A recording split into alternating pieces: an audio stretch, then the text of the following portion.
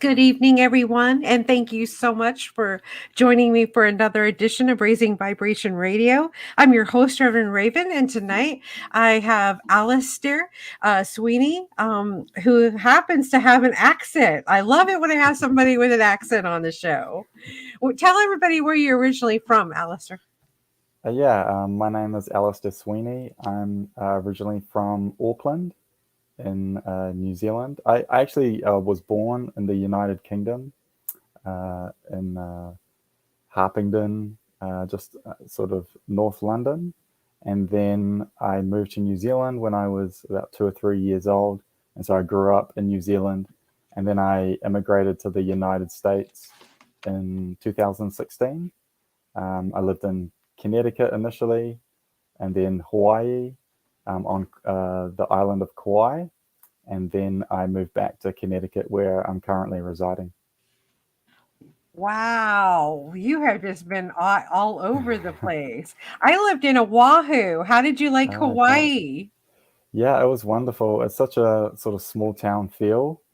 And it's my wife and I visited, what was it, back in 2014, and then we loved it. We fell in love with it, and we always wanted to come back. And so we made the decision in 2018 that we would move there, and we spent like a year and a half. We had our wedding there, and it's a magical place. Oh, that is really awesome. So let me ask you a little bit about yourself. I know that you're into health and meditation and yoga and clearing the mind out, right? Like your mind is the most important thing I kind of got from reading about you, learning about you. But how did you get to that point? Tell us a little bit about your story. Where you came from, and then when did you have that aha moment and where you are now? Okay, so yeah, I mean it's been quite an epic story. So I was in the army in New Zealand. I trained at the Australian Defence Force Academy in Canberra and trained at the Royal Military College, Duntroon. And then I returned to New Zealand and I became an infantry officer in the 1st Battalion of the Royal New Zealand Infantry Regiment. And I served in East Timor. I served 2 deployments there. And also in Afghanistan, I served a deployment there as part of the New Zealand provincial reconstruction team in Bamyan province. And when I decided, whilst I was in theatre in Afghanistan, that the army perhaps wasn't for me anymore, but I actually, after that, I went into private security, and I worked as in private security uh, as a security manager advisor for offshore oil and gas drilling based out of Mombasa in Kenya. And then I wanted to get away from security, and I was having some sort of like difficulties with my body, or just old injuries coming up. I played a lot of rugby, being from New Zealand. It's the cultural thing there to do is to grow up. I played rugby since I was 5 years old.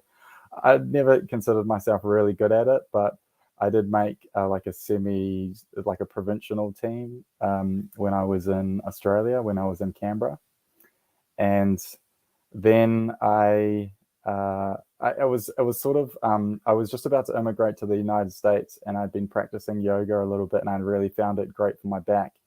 And I had a month off between when I was able to fly or have my interview and then fly to America, and I didn't have anything to do.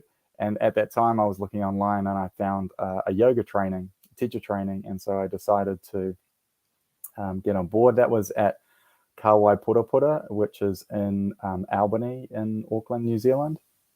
And so I did that. I think it was about 3 weeks training, and I loved it. And as soon as I got to America, that's the first thing that I wanted to do, and I created my own sort of yoga business, and I was just teaching at a number of different studios, and then I was offering free classes as well to veterans and first responders, and I began volunteering at the local fire station, and I was offering yoga classes at the fire station as well. And then I met this lady, her name's Suzanne Manafort, and she was running a program teaching yoga to veterans in Newington, Connecticut, as part of the VA PTSD program. And so I linked up with her, and I did some of her trainings, including the 100-hour mindful yoga therapy. And there's a number of other yoga for veterans organizations that I also linked up with. Veterans Yoga Project, Vetoga, the Connected Warriors. And so I was just grateful to do some trainings with them and learn a lot about how to deliver trauma-informed yoga to veterans and first responders. And so that's what I got into. And then what sort of happened was I decided that I wasn't perhaps looking after myself as much as I could. And then so I decided to sort of take a break from teaching for a while to sort of just work on my own practice. And that led me to sort of move to Hawaii and just sort of delve into different practices. I learned more about sort of like Chinese Qigong, Tai Chi practices, and just trying to practice different types of yoga. And I just found my body was benefiting more and more. Where I thought that I'd healed one place, more and more things came up. And so, yeah, that's sort of been my journey. And at the moment, so now that I'm back in Connecticut, I teach yoga. I call it like more like mindful movement, because it's easier to sell to veterans and first responders. And so I teach mindful movement, meditation, yoga nidra, which is sort of guided relaxation, and we also include gratitude practices. And I teach with an organization called Strengthen Your Mind Initiative, and it's based in Vermont. And we do different retreats for veterans and first responders. And yeah, and I've also been just involved with some other organizations, veterans organizations, including the Warrior Connection, which was based in Pennsylvania and now is out of Texas. Wow, that is amazing. And I love that you're helping our veterans and our first responders, because it's it's inevitable that they all suffer from post-traumatic stress disorder, seeing some pretty violent things out there they come across. And even though we think we can get past it in our mind, it's still, we saw it and we can't unsee those things. And they manifest in other ways in our body because we don't know how to release them. And what you're doing is teaching them how to release that. And that's amazing. Did you have an experience for yourself that got you started on this path of seeking this? I think it was more like physical, but the more that I practice, the more that you learn that all of your physical issues are really mental, and all your mental issues are living physically in your body as well. Mm-hmm. And so uh, that's I continue to suffer from scoliosis, and so when I was in the army, one experience was I was in water platoon, and we carried a lot of heavy equipment, and so I definitely recognized that my back suffered from that, and just just my initial experiences with practicing yoga really helped to manage my back pain, Mm-hmm. and and then a second aspect of it was the meditation. And for me, it just started with at the end of the yoga classes when they do the shavasana practice or Right. just the guided relaxation, and just the peace that I felt with no thoughts for the first time in my life was definitely an eye-opening experience, and just led me to really want more and more of that experience of peacefulness, calmness. That led me to delve deeper and deeper into a yoga practice. Wow. Look, so getting to the meditation part, uh how good are you at like quieting your mind altogether? I find it very difficult Mhm. to shut that thing down all the way. Yeah, I mean, my meditation practice has definitely not been consistent. It's been on and off. I did the mindfulness-based stress reduction program, and that's an 8-week program, and I definitely found that beneficial. So as part of it, you do body scans, and then you have a daily meditation practice, and I've kept that up. And then I've also just, I guess, what's called an eclectic. I sort of take different spiritual practices and just try them to see if they. So I was doing japa for a while, doing the beads with mantra, and then I would do different tantric meditations, meditations on chakras, and then meditation in itself is so very like yoga in itself can be when practiced can be a moving meditation such as tai chi or qigong. So and then there's walking meditation. I've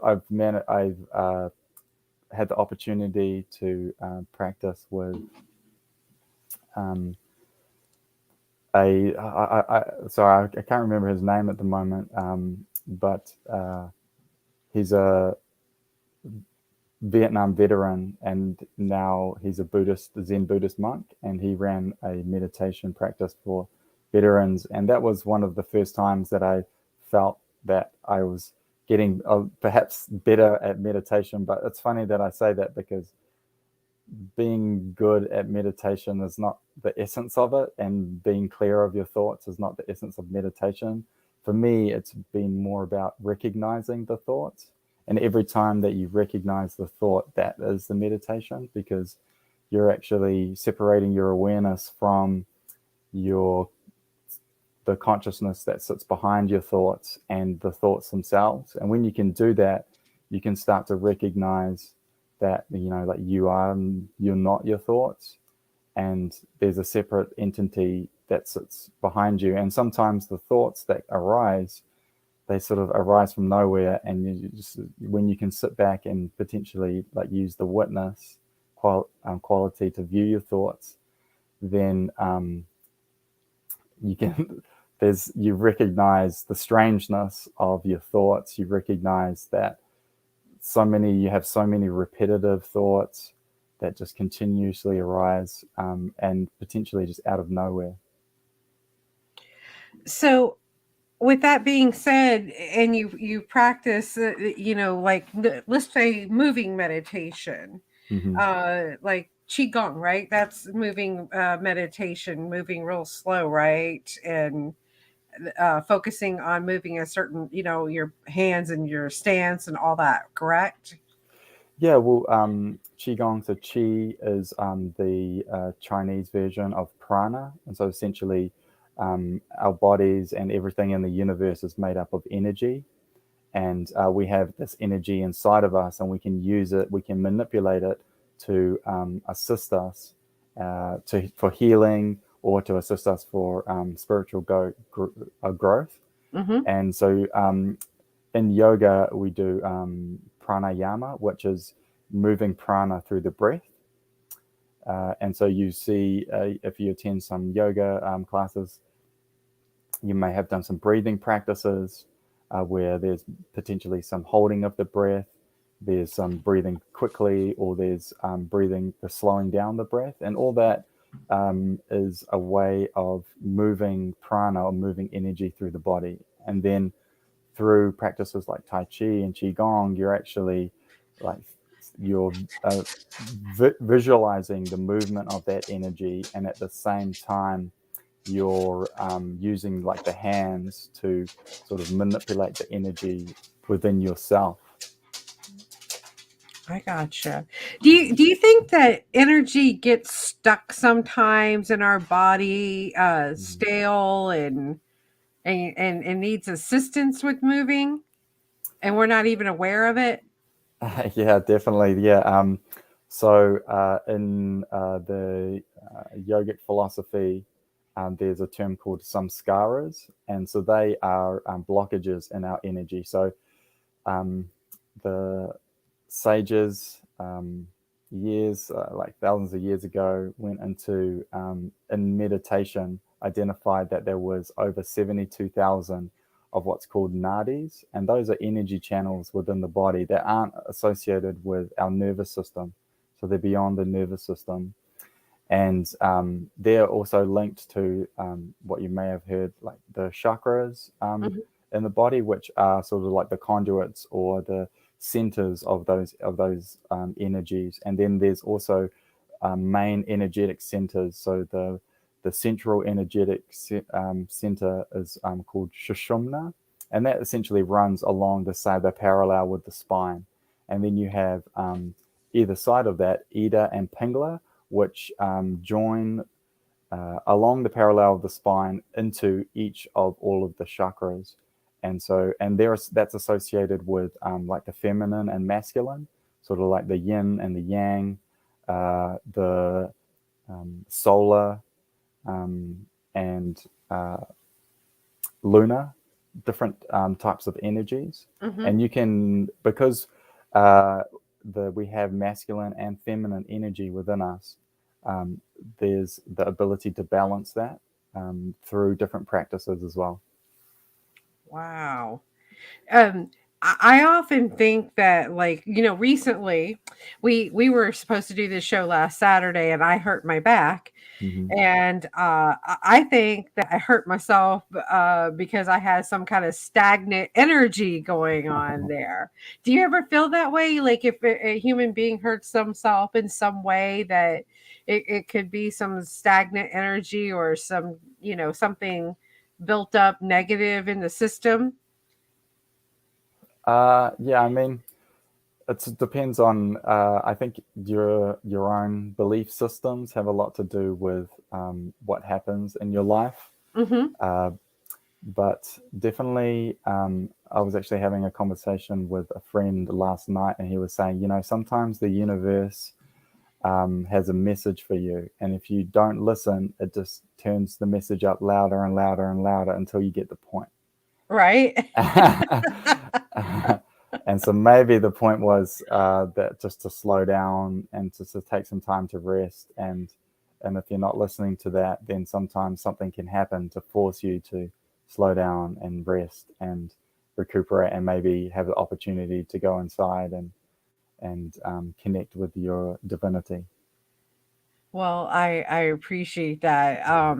Yes, I totally agree. Sometimes that we can take I or myself tends to take on too much stuff, and then something happens, and it's like it slows you down, and it's like it's a real buzzkill actually when you get slowed down like that, because you want to keep moving forward and get things done, but yeah, something happens and then you got to slow down and say, okay, now I have to rest. And that's not fun either, because I feel like resting is for when you're dead. Sure, yeah. Well, we do this practice, yoga nidra, Uh-huh. and it's a sort of it's best most easily described as a guided relaxation, but it's translated actually more as like being divine sleep or psychic sleep or yogic sleep. And so it's a state you move through different practice. It's lying down as well, which is also good because it's easily accessible for people. Mm-hmm. But it's been a very strong practice for veterans and first responders who suffer from PTSD, and a lot of other people who suffer from stress or chronic stress Mm-hmm. have difficulties with sleeping. And this uh, no, there's no actual scientific studies, but the yogis believe that um, 45 minutes or to an hour of this practice is worth 4 hours of REM sleep. Wow. And and you move through different stages. It's very similar to a sort of meditation, but it's more taking your it's like release of the senses, and then you take your awareness inside into the breath, and then into different visualizations. And for some veterans, it has been the first time that they've had uninterrupted sleep, because we've open it to that if you stay awake during the practice, then you get more benefit. But if your body's tired, then it's a great opportunity for sleep, to Mm-hmm. catch up on sleep. And so it's been a lot of veterans and first responders really appreciate the yoga nidra, because it just, again, it's that experience of just coming into that peacefulness without thoughts and without pain, without flashbacks, without memories interrupting you like well your natural state of peacefulness. Because if you can believe that that is our natural state, and then all this other stuff that we put on top of ourselves is an aspect of our conditioning. Wow. So, the yoga nitra that you talk about, Mm-hmm. how, how does one get started in doing that?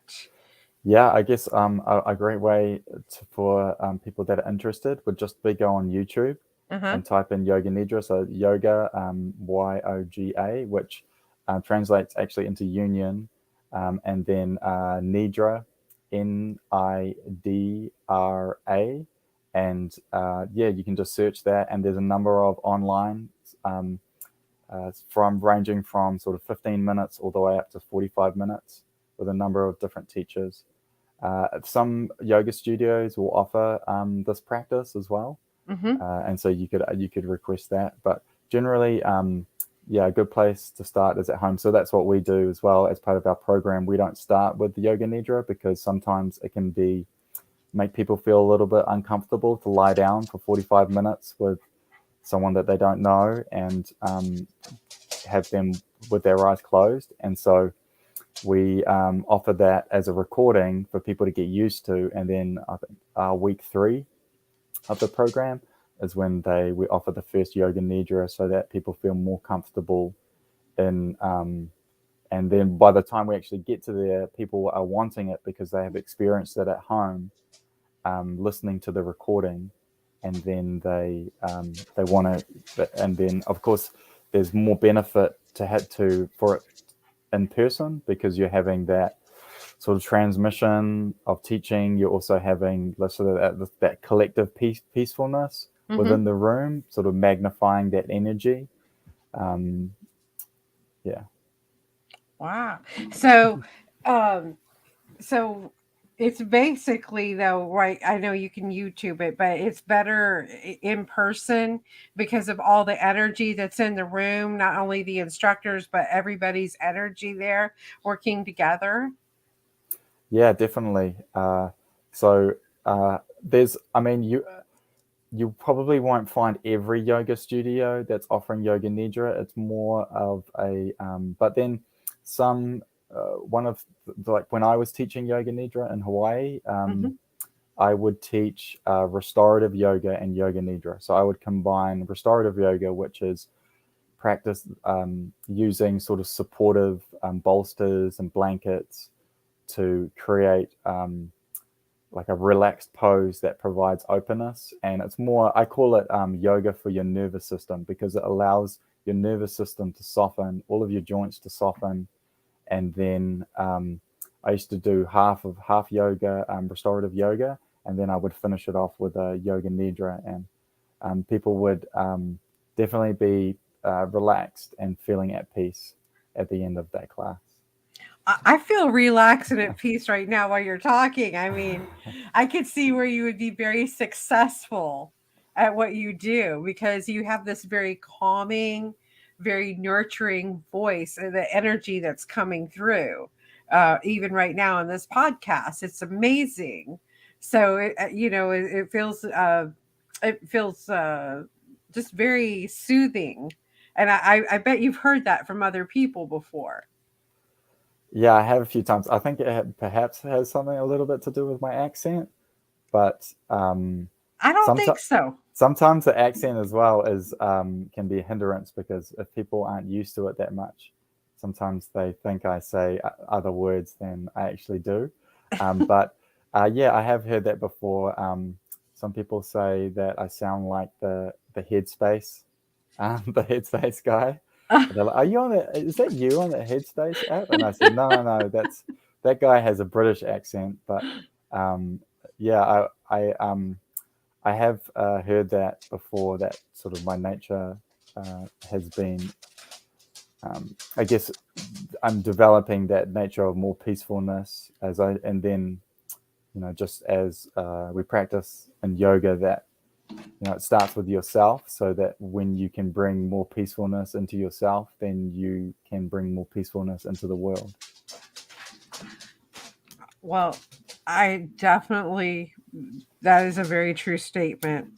And it's just like the story of the kid that that the father kept trying to get rid of him, and he tore up a puzzle out of the newspaper for him, and it was a picture of a man, and he tore it into little bitty pieces, but on the back was the world, and so the kid just put the world together, then the man came together. So there's different little objectives or different types uh, pathways where we can achieve that. And I think you're amazing, though. I just listening to your voice and your calmness and everything like that. Like, I can definitely see you should actually put some tapes out there or something for people. Do you do any YouTube stuff as well? I have. I've only dabbled, and I want to do more. I think I have. I'm still working with some my own insecurities a little bit around uh, putting myself sort of out there too much. But I know that that is in the future somewhere, and so I've been a little bit hesitant. I think an aspect of that is because I've really been trying to focus on working on myself, and Hmm. so, but I've recognized that there needs to be a balance between working on yourself and sharing your gifts or sharing your knowledge and sharing your wisdom with others who may benefit as well. Yeah, that's I find that whenever I'm helping out another human being, it's really I'm helping myself Yeah. in the same way and stuff. And I just think that you'd be totally amazing, because I mean I've just like I've learned so much from just this little short period of time that you've been on here. And I would love to watch you on YouTube, and and do the yoga nitra on there, or even the restorative yoga. Hmm. I think that's a good practice for anybody that's had an injury, Yeah. or anything like that, or just they've not done some type of exercise for a really long time, and Hmm. they need to open up, get everything flowing again. Yeah. I also work a lot with the yoga therapy balls. So they're sort of like lacrosse balls essentially, Hmm. and you working out all the knots, and I do a lot with my foam roller as well. And so I guess it was interesting because remember when I first started practicing yoga, and one of the statements was, find your own yoga. And one of the teachers that I have actually here in Connecticut, and he said that you shouldn't follow anyone else's programs. You should be always trying to create your own, because it's individual. Like, everyone's body is different, and so you can't just. I mean, it's often good to take like a standardized approach, or to initially, because you're learning more about your own body. But then once you start to learn more about your own body, then you should start to adapt the practices to suit your own body. And a lot of teachers as well really emphasize that as well, because that some people want to jump in and do like a hot yoga class with like a vinyasa that's very physical, and maybe that's not the ultimate for them. That's not going to be as of benefit for them, because of some of the injuries that they have, or some of the bad habits that they have, physical habits. And so maybe they want to start with more like a gentle class, or a gentle flow, to sort of get into the rhythm and more understand their body before they move into some more vigorous activity. And that's what I found as well. Particularly, like I used to run a lot, and then I stopped running. I enjoyed doing hikes and stuff, but I just found the running was I was I listened to a lot of different teachers, like on YouTube and stuff, and one of them is Alan Watts, Mm-hmm. and he says that he talks about jogging as that like implorable sport, and he says that it's like people saying that it's determinately good for them, and they're just like banging on their heels and um, and like rocking their bones and things like that. And people, and sometimes you see that people like jogging on the side of the road or something, and they just look like they're really struggling. And I mean, Yeah. maybe they're and they're pushing through a lot of difficulties, and that's how they cope, and that's maybe an aspect of their meditation practice, because like running can be meditation as well.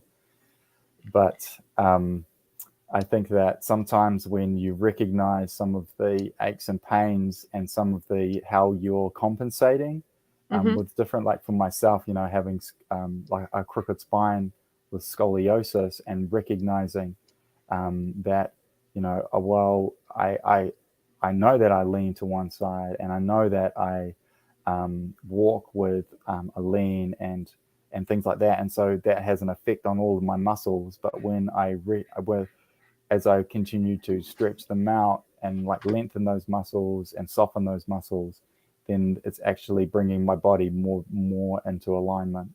And so that's going to be helping me be a better runner if I wanted to go back into doing that. Yeah. Yeah, I think running's violent. You shouldn't go back into doing that. It's a horrible, horrible thing. Yeah. I mean, I have dated several runners in my lifetime, and my last one, he had to have two knees replaced, hips. It's not worth it, people. Yeah. It's too violent on your body. We actually we were doing this practice last week, and uh, we were talking about how when you move, just like moving your foot, like stepping to the top of your mat or something.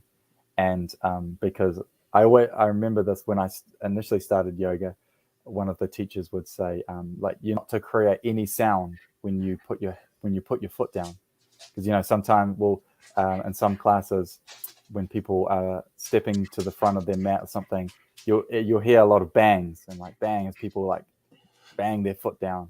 Right? And my teacher would say, it's like softly planting your foot down peacefully, because the energy of that bang is actually vibrating up your leg and creating like issues with the energy in your leg. So when you can gently place that down, and I thought, wow, you could use that for even just in your hiking. Imagine just hiking, within every step you were conscious of placing your foot down gently, so that you were. And Thich Nhat Hanh, which is a great Buddhist teacher, and he talks about like kissing the earth with your feet. And so Aw. that's a great thing to think about if you're going out Yeah. for a hike during the springtime. Yes, it is. Be mindful, of how you're, stepping on the earth. And Mm, wow, because yeah, that's right. That's energy that's not only going through us, but the earth too as well. And that is kissing the earth. So that's beautiful. yeah, a great quote of Thich Nhat Hanh is he says that if you think walking on water is amazing, try walking peacefully on the earth. I love that. I love that. So does your wife do yoga too as well? She does practice. I think she enjoys the Tai Chi and Qigong more Nice. than the And How yoga. how did you guys meet? Doing that type of work or? No, we met a long time. We met before I started practicing yoga, actually. We met traveling. We were both avid travelers. So it's interesting because when you said, oh, you've, at the beginning of our session today, you said, oh, it seems like you've been to so many different places. Well, together, well, just me and then her as well, because we've traveled apart and together. But like for myself, I've been to over 50 different countries, Wow. and I think that that's been just an amazing part of the journey as well, just to experience different cultures. And when you do that, it just it opens yourself up to just a different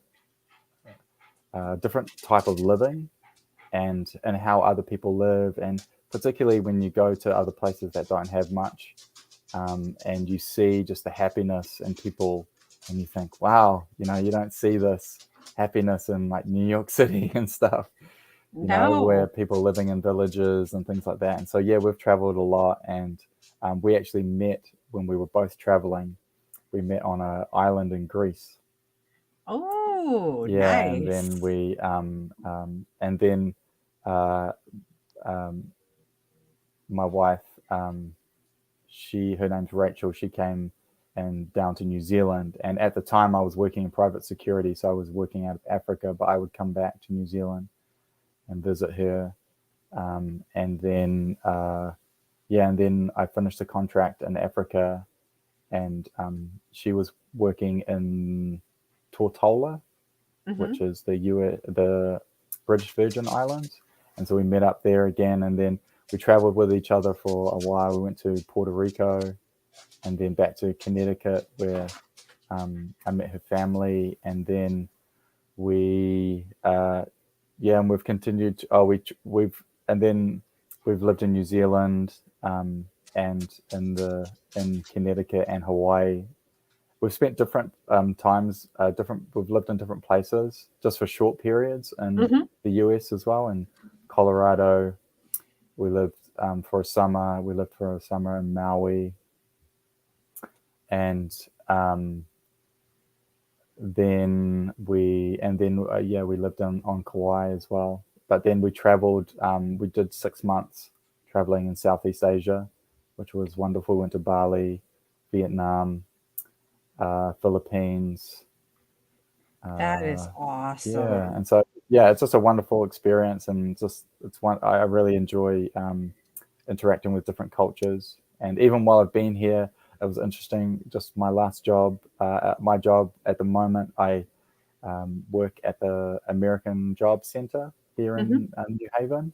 It's like my day job, and I have just been working on a program supporting the Afghan refugees with work readiness training, and so helping them to understand the sort of American work environment. And so I was just grateful for that, because I guess I had a little bit of knowledge about the Afghani culture, and Mhm. so I could share that with them.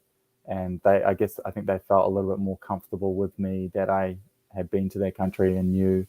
Um, and so I was just trying to like set them up for success in finding a job, and landing a job here in America. And yeah, there's quite a few Afghan refugees that have recently come from Afghanistan, and they have I I recognize that they have overwhelmed a lot of our um, immigration, or like the refugee services that um, the US has in different states. Mhm. So I was just I was just happy to support them there, and so um, some of my knowledge of different cultures has come to fruition, which is good. So how do we here at Americans, how can we help some of these refugees that are coming in and they seem overwhelmed? What can we Mm. do to help out? I think the just I think being like embracing all people that come to the US, and I guess probably day to day, just if you see people that that look a little bit lost, or um, recognizing. I think one thing would be like recognizing that you hear people say, "Oh, you come to America, you should be speaking English." Well, some people arrive day one, and I mean, this it sounds strange, but I recognized this, which was I had like I've had some people in my classes who are illiterate from Afghanistan, and Mm-hmm. so they can't read or write in their own language, and so you can imagine how difficult it's Yeah. going to be potentially be for them coming to a new country to learn English, and will learn probably how to read and write in their own language first, and then learn English, and then learn how to read and write in English. And that's a long process. And so I think that just people being accepting of other cultures, and Mm-hmm. being accepting, like for instance, like in Afghanistan, it's common for as part of their Muslim faith for people to pray 5 times a day. Mm-hmm. And so like I recommended to my company that we have an area that if some of our Muslim customers are coming in, that they feel safe going to pray, because at the moment it was just at sort of like at the back of our lecture room that I set up a small space with a prayer rug that they could use to pray. And so just, and then I guess being aware that, like, companies being aware that this, like, the Muslim faith is a part of these people's lives, and that they it's really important for them to have that time and that space during the work period to pray.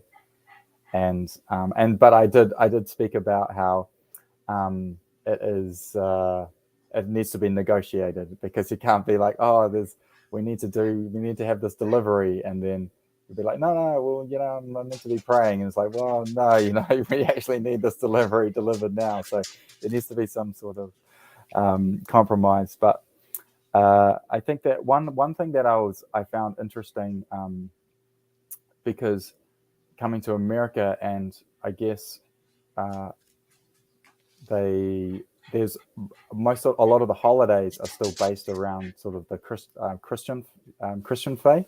Mm-hmm. So for instance, in like Muslims, they celebrate Eid, but they don't have that. Like, most companies don't have that as like a particular time that you would have off. And so it's I think is that was just something that I was aware of, that perhaps, I know that in different schools they offer people, you can take any holidays at different times, because there's different Jewish holidays, and different people who have of different faiths have different holidays. And so Mm-hmm. I really appreciate that. But I think it's still maybe just people being more aware that all of these different faiths have different holidays, different, that they potentially want off from work. I'm just focusing on work because that's what I've been doing, more Right. working with the people around. But what else could you do? I mean, you could donate as well. I mean, I for myself, I always like to more donate my time rather than my money, or donate my effort. Just as you were Right. talking about today, how you were helping to build shelters for the homeless. I think for myself, that's what I sort of feel more inclined to. And so maybe volunteering for, say, like the literacy. I know that we have literacy volunteers here in Connecticut, Mm-hmm. and they do amazing work with people, helping them to improve their English. So maybe if your English is good and you're a teacher, you could you could do that. Or maybe just if you see someone and they look a little bit different to you, and they look like they speak a different language or whatever, just maybe just go up and say hello. And just sometimes saying hello to someone who is new to the country and who doesn't feel potentially all that welcome at the moment can do amazing things. Oh, well, I think that's beautiful. Uh, in all your travels, or even working with the Afghan refugees, in our work culture versus them, like, what is Mm. their work culture like? I'm just curious because you brought that up, and I are we so we're very different here, I guess, in America in our work culture. Yeah, it was. I think one of the most. I guess to answer your question first, some of the aspects about their work culture is, well, one of the things would be the way that they find jobs is predominantly through like friends and family. So there Oh, wouldn't be like there is an online service at the moment that you can go on and look for jobs in Afghanistan, um, but a lot of those jobs would be through like your community, particularly in the um, sort of more regional areas. Uh, they're more. It's funny because we have these conversations like all the time. One of the things is that I bring up is that in the American workplace, it's taboo to talk about politics and religion, where pretty much that's a lot of almost all what they talk about in the Afghan workplace is their faith, which is so important to them, and then about the different what's going on in the politics. And so I sort of mentioned to them, just don't go around and asking people about different like what all their different religions are and what they and who they follow politically, because you may get some sour faces. And so, uh, but one of the most interesting things has been is one question that I asked them as part of my workshop is what what do you see as the differences between the culture in America, to just because they've only been here for just a few months now, and mm-hmm. I just say, what do you think? What have you experienced a difference in culture? And some of the things that they've said have just opened my eyes so much. Like one of the things was about getting takeout. So they said that in Afghanistan, you're actually seen as a poor person if you get takeout, because you don't have like that love within your family to sit down for a meal, and you don't have the time to prepare like a loving meal for your family and stuff. And so it's seen as like like the people, your neighbors, would consider yourself like they may actually bring food over to you, because if they saw that you were trying to get like um Oh, yeah. wow. And I just thought, man, because that's almost opposite to here in America, where you're sort of seen, if you go out to a restaurant, you're seen as maybe have like you're more affluent. Whereas in that culture, it's almost the opposite. That is what I kind of agree with their culture though, because Yeah. if you got to go out or you got to get food delivered, you are poor, from a family's point, a standpoint, not Yeah. being able to do have the friends and family gathering and sitting at the table. We miss that here. That Hmm. that has kind of gone by the wayside here. Yeah. Yeah. And the other ones, I mean, I've got quite a few of these, but another one was um, just the respect of the older people. They said Hmm. that the people in America don't seem to really respect their elders, where it's seen that you're like brought up to respect your elders in Afghanistan. Um, and what was I can think of a couple more. So Do they work an 8-hour workday over there like we do, or do they work 5 days a week? so in Afghanistan and a lot of Muslim countries, the Friday is the day off. So your weekend is Friday, Saturday, and Oh, so okay. you'll go to the mosque on Fridays and pray. But I'm just thinking of like one of the things that I thought was really heartfelt was I was explaining my experience in Afghanistan, feeling a little bit uncomfortable, like being hugged and kissed and holding hands with men Hmm. who would approach me. Like I did training with the Afghan National Police, and this was my experience sometimes. And then one of the students said, "Well, that's just how we show our love towards you." And I said, Oh. "Oh man, that's just so like." And they said, and I was just like, and so that's me sort of saying I felt uncomfortable that people were like showing their love towards me. But then I sort of turned around and I said, well, maybe just ask someone before you like hug them and kiss them, and ask them if it's okay for you to do that, because otherwise, you may get a few sour faces with people sort of saying that they weren't expecting that. But um, because and because it's very common for men to be holding hands as they like walking down the street, um, and um, and of course, like when they greet each other, men will kiss each other and things like that. And so um, Wow. that's definitely like a difference in the culture. Oh yeah, I mean that's kind of in my family growing up. We didn't hug or kiss Yeah, or yeah. hold each other's hands at all. My Hmm. grandmother was from England, Yeah. from Blackpool. It's a little vacation town in northern England, Hmm. and so we were we just didn't do that kind of thing. Hmm. That just no display of affection whatsoever. So it's been hard over the years. I've learned to accept the love and everything. It's a more of like you deserve it. Like there's nothing Mm. finer in this world to get somebody to hug you and love you and share their energy with you. But when you're brought up in a way that that's not acceptable, you fight. There's that dichotomy of fighting your brain all the time. Hmm.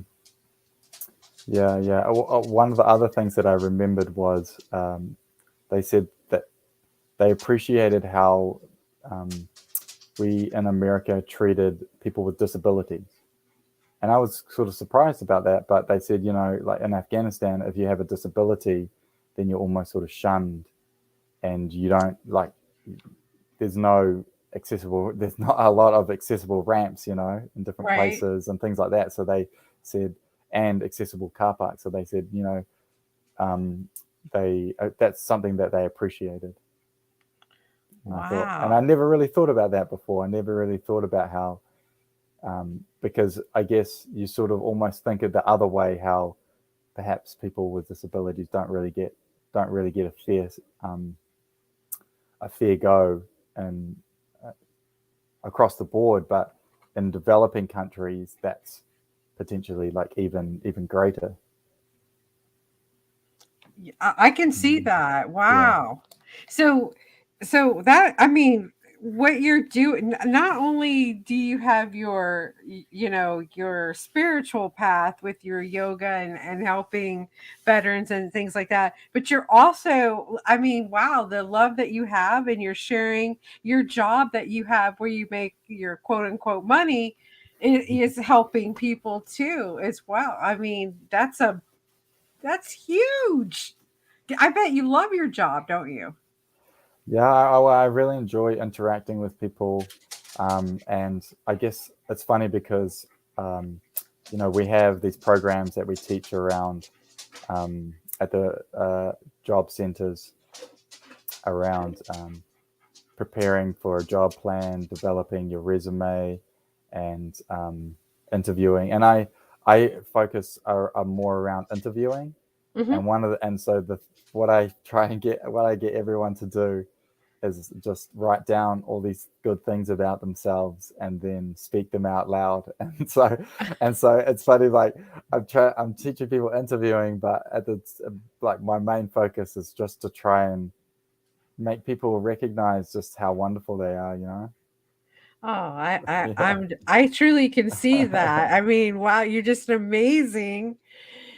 human being. Actually, you're a beautiful spirit and a human body that just embraces love. You can feel it. And thank you so much for doing that. It is absolutely it's I'm just in shock. I wasn't prepared for this tonight because I mean I knew you were awesome, but you just like took it up to the top. Like you're always flying on that high flying disc there. That's amazing. Is your wife the same way? I bet you guys just do some amazing things. My wife is studying herbalism at the moment. So Oh, she nice. has had some health challenges, and so she's been healing herself. And I've been on this ride as well. So I've been, it's been wonderful. I mean, it's been great for me to experience the different, like we talked about. Did we talk about this? No, we didn't. We didn't talk about the juice fast, Well, we but were we. going to talk about that. We are going to talk about your juice fast that you did because you were supposed to come on last week too. I had my back injury. You were in the Yeah, middle of a juice fast, and it was like synergy not to do the show for both of us. yeah, I was feeling a little bit low energy for sure. Yeah. So tell us about your juice fast. What all did you do with us? Yeah. So my wife at the moment is doing, well, my wife and myself are doing a candida cleanse. So candida is like a type of bacteria in your gut, and apparently, just reading the material, like 60 to 70% of people suffer from issues with candida, and it's associated with a lot of it is associated with having too much sugar in your diet. Mm-hmm. Um, and then I guess another thing that's really saved me, like I didn't recognize how important diet is Mm-hmm. in your in healing injuries, and I uh, so my wife is a strict vegan. I don't sort of consider myself as a strict vegan. I just probably would say that I'm more plant based.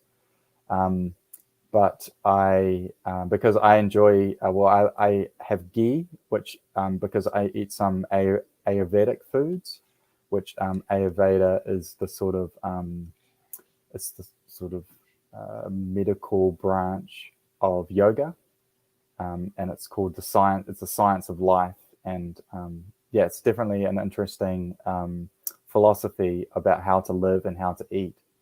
But so I still practice a little bit of that along with the veganism, but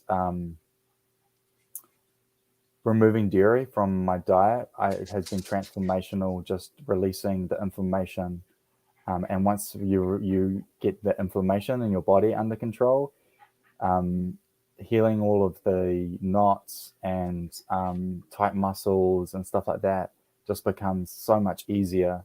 And so then to sort of get back to the juice fast, and so we started our candida cleanse with 7-day liquid diet. So we had juice, we had probiotics, uh, detox drinks Mm-hmm. that we made, which consisted of garlic, raw garlic, lemon, ginger, and cayenne.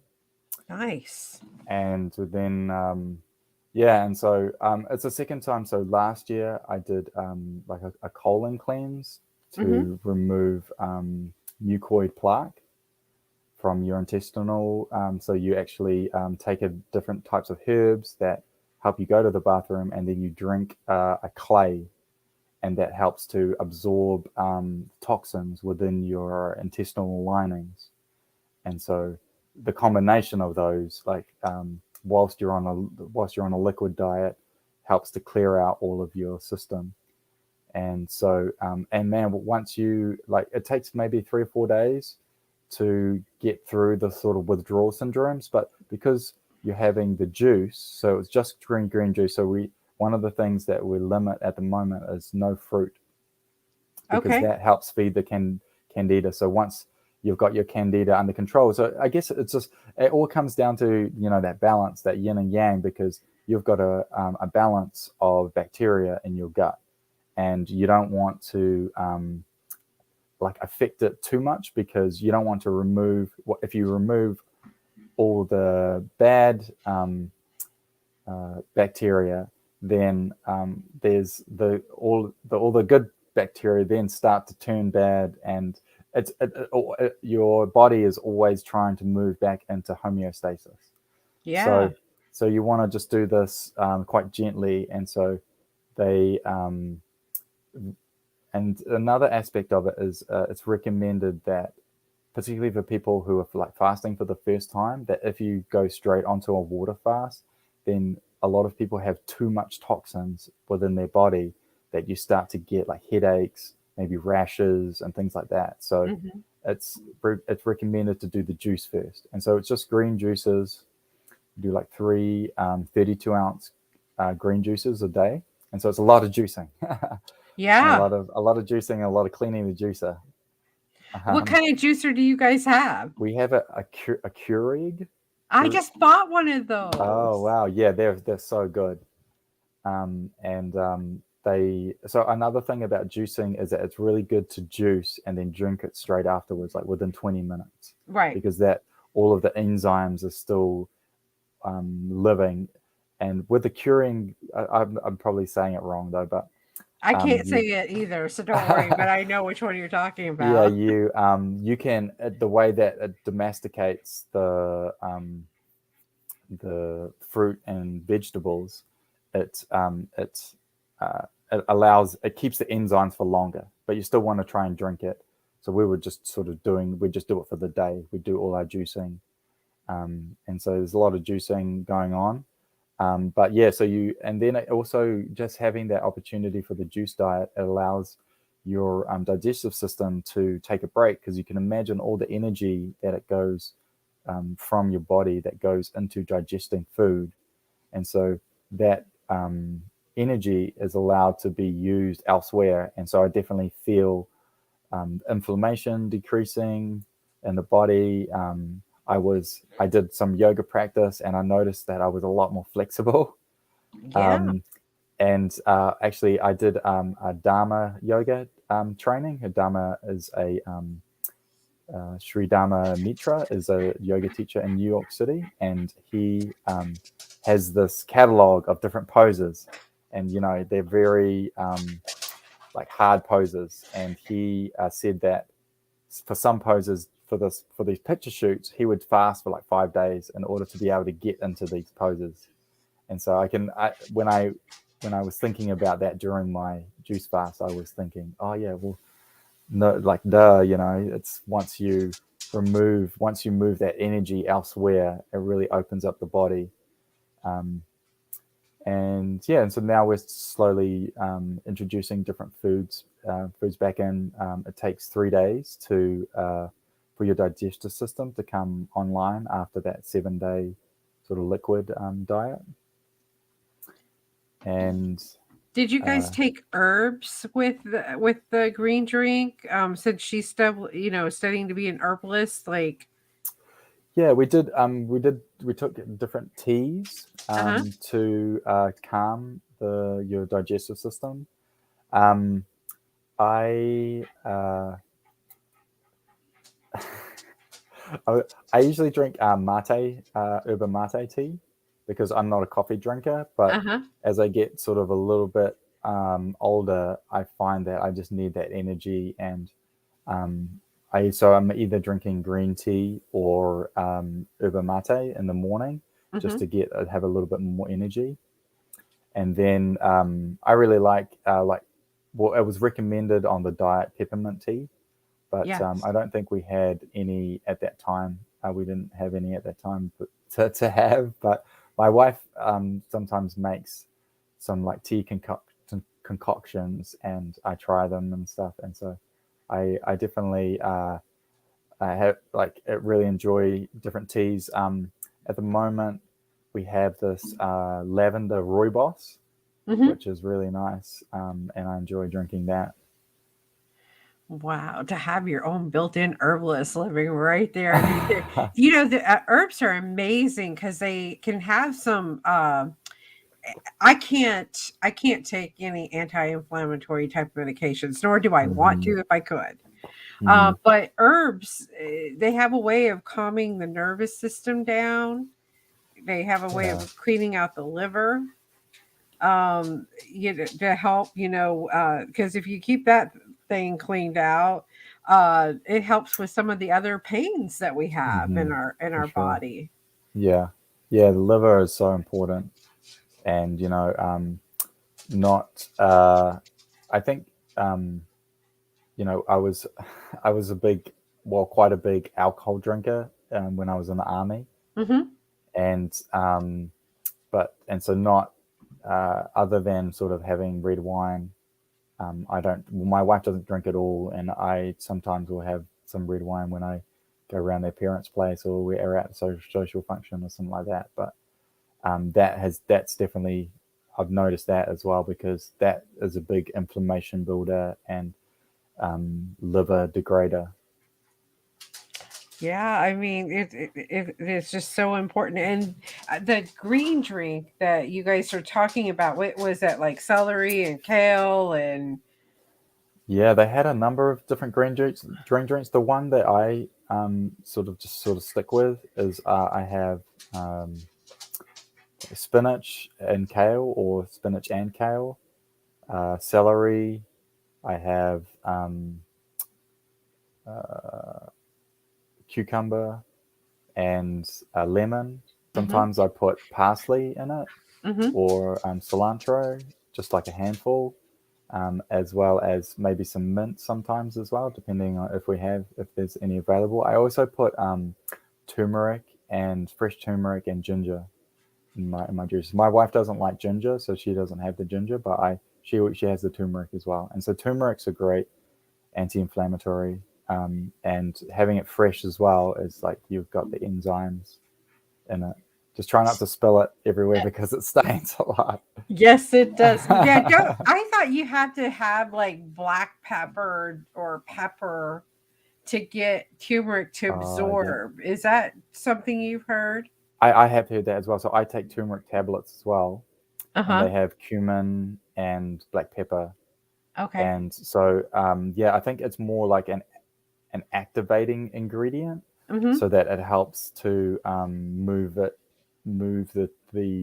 anti-inflammatory substances to where they need to be. That's what black pepper and like cumin and stuff like that I, does. I got you. So Mm. did but I've never juiced turmeric. Oh yeah, yeah. Turmeric. If you have, oh, I used to make the other juice that I really like to do, but I'm not allowed it at the moment. Is like a lot of turmeric with orange juice Uh-huh. and carrot juice and ginger as well. So it's like it's more of a sweet juice, but you're Mm-hmm. getting like a lot of vitamin C with the oranges, or I use more mandarins because they're easier to peel. And then the carrot juice is a really good detoxifier.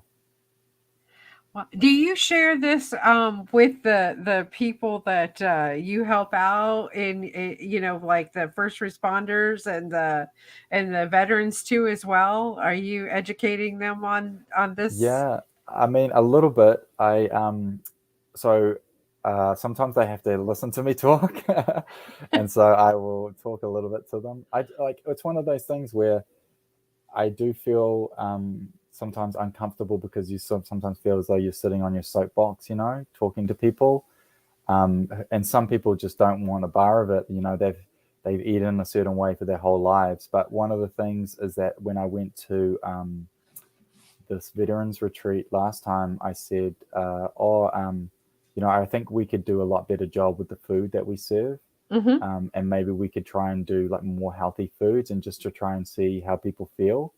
And they were totally on board. And so they said, yeah, Alistair, next time we have a retreat, we'd like you to help us out with like what foods we should prepare. And the thing is that what I don't do is say, we should do all vegan food all weekend. It's more like, okay, let's do uh, let's have a vegetarian option and Mm-hmm. offer people to try it, or let's have um, like a salad or a salad like a wrap or something like that instead of like a white bread sandwich. And just these like really slight changes Mm-hmm. can do a lot for people who aren't used to that. One of the things that we're a little bit hesitant about is that once you change someone's diet, they're in a new place, they're on a retreat, they're in a new place, they're doing yoga classes in the morning, so they're being required to feel into their body, and they're doing like, and sometimes we do some like sort of in first responder world, it's called peer support, and it's sort of like group therapy, group chat sort of thing. So we sit around the fire and just chat about different topics at night, and and so all of these things come together that really help people where they're at, and sometimes more things are more of benefit than others. So one thing that we do as well, we've got a fly fishing retreat coming up, and so what we do is say, as one of those things, say, come to this fly fishing retreat. And when we get there, they say, well, we're actually incorporating mindfulness into fly fishing, because fly fishing is quite a practice that you're in nature. You're what we do is we space people out so that they're by themselves. They're fly fishing, which is a very meditative technique. It's sort of, once you've got it down, it's just moving the rod back and forth, and we just speak about how we can bring mindfulness to that activity. And then at night we talk about, well, how did you feel about being in nature? How did you feel about like maybe recognizing your thoughts a bit more and things like that? And then in the mornings we do sort of coming into our bodies. And so all of these different things, some things are a benefit to other people than others. And so it's definitely one of those things that I've tried to help out on. I, I love that. In fact, I think corporate America should incorporate this, retreats like this for their employees, Yeah. because over time there can be some stressful situations Mm. that cause, people to just like flip out, and this would just like, I heard in Japan like they do some type of exercise and meditation before work or something like that. We don't do that here. Not you don't need really. I just wanted to mention as well. There is a retreat for veterans in Florida. Uh-huh. It's just near uh, Tampa, and it is called. They're called Operation Warrior Resolution, Uh-huh. OWR, and they actually have a retreat. And that was the first time I visited that retreat with them, and they do serve just plant-based food. And so Oh. what they do is they don't tell everyone, and then they serve food, and then they say, what did you guys think of the food? And then everyone says, oh, and at least a couple of people say, I recognize that it was a plant-based, Mhm. burger, or like a Beyond Meat sort of thing.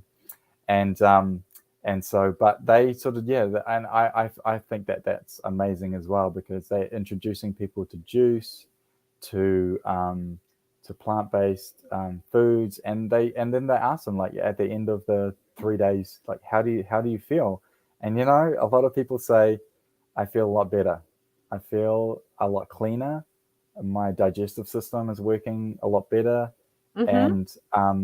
And a lot of veterans that are leaving that retreat say, I feel as though that this is something that I could incorporate more into my diet, and something, and even recognizing if I am gonna eat meat or dairy, thinking more closely about where it's coming from, because that's Yes. that's something that's really important. Like, is it full of hormones?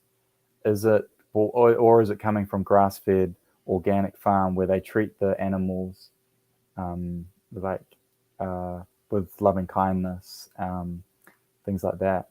And so, I am totally agreement with you. One of my guests that I recently had on here does organic farming in the urban area, for St. Petersburg and Tampa. Hmm. And, we're talking about how we should be growing our own food and know what it's coming from. And that animals, if you put animal meat into your mouth, which is fine, but know where they're coming from because you're getting all their cellular energy, Hmm. whatever they've been fed, whatever they're, how they were treated, all of that, you're ingesting that and that becomes a part of you. Yeah. And Yeah, and then I mean to take that to another level would be in yogic philosophy. It would be you're taking on that energy as well. So was how when that animal was killed, if they were in fear, then potentially some of that fear energy is coming into your system. Some of it's believed to be in some instances believed to be karmic to eat meat or eggs because you're taking that life. mhm, But I guess one of the things associated with being human is that we take life in order to survive, and so it doesn't matter like what life it is because plants still have a nervous system, like right. has showed that. So essentially, we are, but I do say that with a hint because I know, I mean, I've had a few discussions with people about this, even yesterday and over the last week as well about the breatharian movement. Mhm. I don't know if you've heard or researched Yes. anything about that, but I've followed a couple of people because I'm just fascinated about these people. And there are people out there that have been debunked to say they were like, I am a breatharian, but then they're eating behind the back. But still, even they are probably still having a lot of reduced food than the standard person. But there are some people out there, and I think the record is like 70 something days people have lasted without food or water. And that's amazing. It is. Imagine if you could go 70 days and then eat for a week and then go for another 70 days. And I'm not saying that people should do that, but I'm just saying that imagine that because I think in my consciousness, I believe that just like anything, that's a skill that can be trained.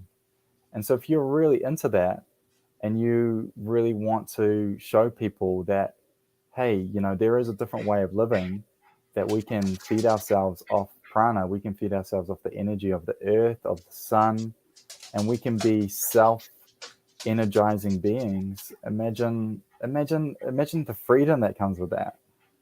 I right, never having to worry if you got to cook something or gather up food or go Yeah. shopping again. Think how much money you Yeah. could save. But yeah, I mean, definitely, I have learned as well about eating that just eating raw living food, just how good that is for you, just with the enzymes. And when you cook food as well, but at the moment we're eating cooked food because we're trying to get our digestive system slowly back going again. But when you can eat raw food, and I have done that for like I practiced a little bit, sort of on a fruit and raw food diet. Mhm. Um, it's amazing.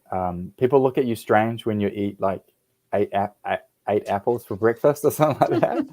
But it is, there's a lot of scientific research that shows that what are we most closely related to? We're most closely related to monkeys. Okay, what do they eat? Well, they eat predominantly fruit and nuts.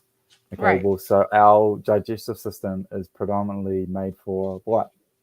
Well, perhaps fruit and majority fruit and nuts.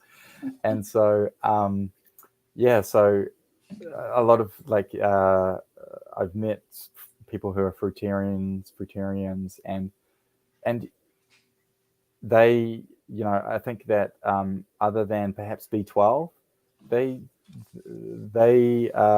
all of their blood tests and everything come back just like amazing. So definitely something you can train your body in, but it's something that potentially you need to. It's a stage process, and that's what I found it was for me. You ate a lot of meat, and then I started to reduce the amount of meat that I ate, and then I started more on a vegetarian diet, and I ate a lot of eggs to sort of replace Hmm. the protein that I was getting from meat, and then I went on to uh, no eggs, and then I went on to no dairy, and then I went on to and I mean, like, that's not, I didn't, as well. I have to say that where um, I did, if there was nothing, if there was sort of no other options, I wouldn't sort of go out of my way, and I wouldn't. Another thing that I find that some people do is they get frustrated with, Hmm. oh, you don't have this. Oh, that makes me so frustrated. That energy of frustration and anger is actually perhaps more toxic than eating the dairy that Yes. comes in your coffee. But it's that's just balancing it. So I did balance it, and I still do balance it. I sort of say to people, as long as it's made with love, then I'm willing to accept that food, because sometimes you go to people's houses or something, and they don't have they make something and they put milk in it, something or something like that. And I'm not going to say, oh, I'm not going to eat that because it has milk in it. I sort of say, you know, as I can tell that it's been made with love, so I'm willing to try it, because I know that you like you put the effort in to make this dish for me. And so that's Yeah. that's that's just my perception of it. Other people will, that's milk, that's potentially karmic, that's, you don't know where that's come from, that's could be GMO milk. But I there is an essence of it as well, is that um food that's made with love, like in the yogic tradition, a lot of food would be made whilst people are repeating mantras. Hmm. And so that would be infusing the food with this energy, and then they would offer the energy, they would offer the food to like in my to perhaps in like the Hindu tradition, to like Krishna. And it would be like the food is a sacrament, and then the food is blessed, and people eat slowly, and they don't watch TV, or in some instances the people don't even talk while they're eating, because they just see it as such a sacred practice. And you can imagine that compared to I'm running out the door while I'm shoving this food into my mouth. It's so different, and in some instances perhaps that doesn't even matter, like what you eat. It's just a matter with the intention that you bring to the eating, how it's prepared, and how and the gratitude as well that's taken alongside the meal that's being prepared. Yeah, I heard something a long time ago that your energy can take non-organic vegetables and make them organic from the energy that you put into it while you're preparing them. Yeah. I've heard that, Hmm. and you just reminded me of that. And it's funny that you brought up breatharian today because I was talking about that today. That, there was this one older gentleman supposedly gone 300 days, Wow. but I So was can't. that was that without food or water? Yes, Wow. uh, but I never saw him. I never laid eyes on him. Can't confirm it or Yeah, anything like yeah, yeah. that. But 300 days is what I was told. Um, and I also was told that with the right nutrients like vitamins, you could go a long time without eating if you just took supplements. Hmm. I don't know. Yeah, I think that one thing that like I think that potentially we could get to the stage where we're sort of eating more just because we're enjoying the flavor, Hmm. and just enjoying the experience, rather than um, thinking about. I mean, there is of course, there's a nutritional base to it at the moment, but I think that's potentially an aspect of our consciousness as well, because um, belief. and faith has, I think, a lot to do with it. I was just actually watching this program about the it was Kundalini yoga, and it was Hmm. talking about the chakras, and it was saying that actually in the um, Upanishads, which are the texts written by the ancient sages, they say it is beneficial to visualize the chakras, and that can be of assistance to um, enlightenment. But what they don't say is that there are actual chakras, and so and that really made me think. It's like, well, actually, maybe the belief, what they're suggesting is that just the belief that you have these energy systems within you that can be of assistance to your awakening is all you need. And when you've got that absolute faith and belief that these chakras, these centers of energy or wheels of energy exist, and they are going to assist you on your path of enlightenment, then you don't need to. It doesn't matter if they exist or not. Right. And that can be the same with the where you gain your nutrients from. If I have absolute faith that I can gain my nutrients from the sun and the earth, then and I'm wavering in that, then perhaps there is a ways and a means to achieve that. But I think that there is a lot of people perhaps look at that and they think it's foolish, and then other people would say that it could be potentially dangerous as well. Some people who don't have training or and just want to step into this and give it a go, that could be dangerous for people, and people could get hurt because they are not eating potentially. Yeah, they need to learn that when you do like a juice cleanse, or you go on a water fast, or whatever that you might be doing, it's very important that you keep up your elimination process during Yeah. all of that, because the Mm. toxins need to go somewhere. Yeah. And if you don't help yourself eliminate, they can get stuck in the body and make you sick. For sure. Yeah, and or you can get like headaches, rashes. Some people Mhm. have lost teeth, um, lost hair, like crazy things because of the toxins, and again, like that buildup of toxins as well. Yeah, Mm. so the elimination process, I'm all for the juice fast and all. I think it's very cleansing. In fact, I like to do intermittent fasting myself on a Mm-hmm. regular basis, Yeah. where I just eat one meal a day. Yeah. um so that's one of my favorite things to do, and it's enlightening to do that. You have this energy, you feel great, all that, but you've got to make sure that you're eating things that will help you eliminate in the process. Very, very important.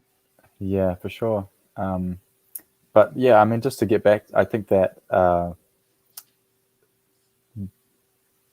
if you want to clear your mind, an aspect of that is cleaning out the body. And when you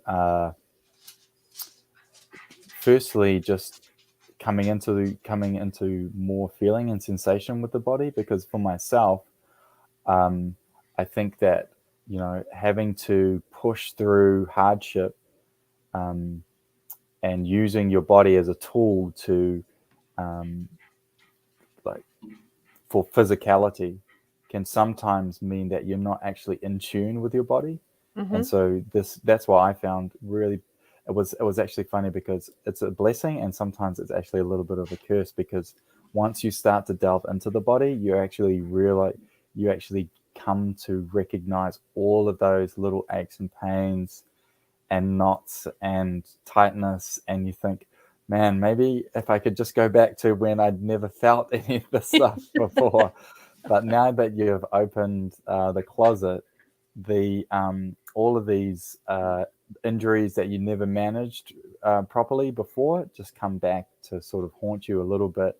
And so so sometimes it's sort of one step forward and two steps back, because you're having to, and then at the same time, for a lot of people, they hold their trauma in their body, and so having to bring back, sometimes when we're doing practice, memories can come back associated with hardships, traumas, and they can, and it's working through those both physically and mentally.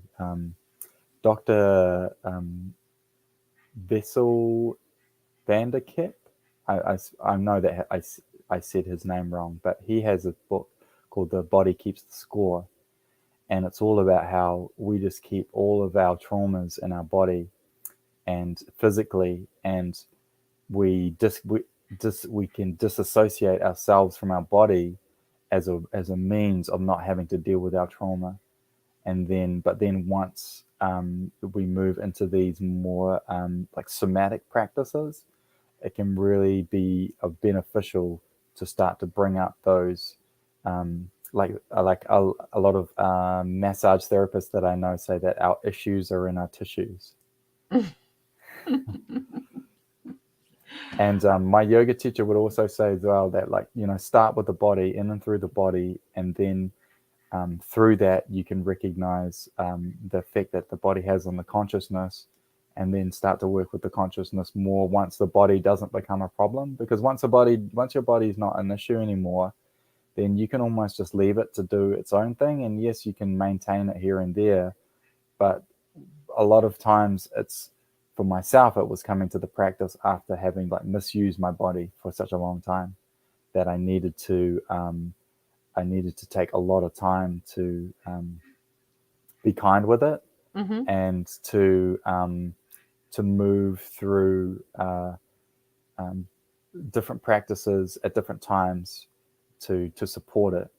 And then it's oftentimes it's about, particularly for myself, who was who was very physically focused, it was about coming back to comfort and recognizing that, oh, I can actually do an exercise and I don't have to feel pain. I can just go to that sort of edge and go, okay, yep, that's where that pain is, or I don't have to go into that pain.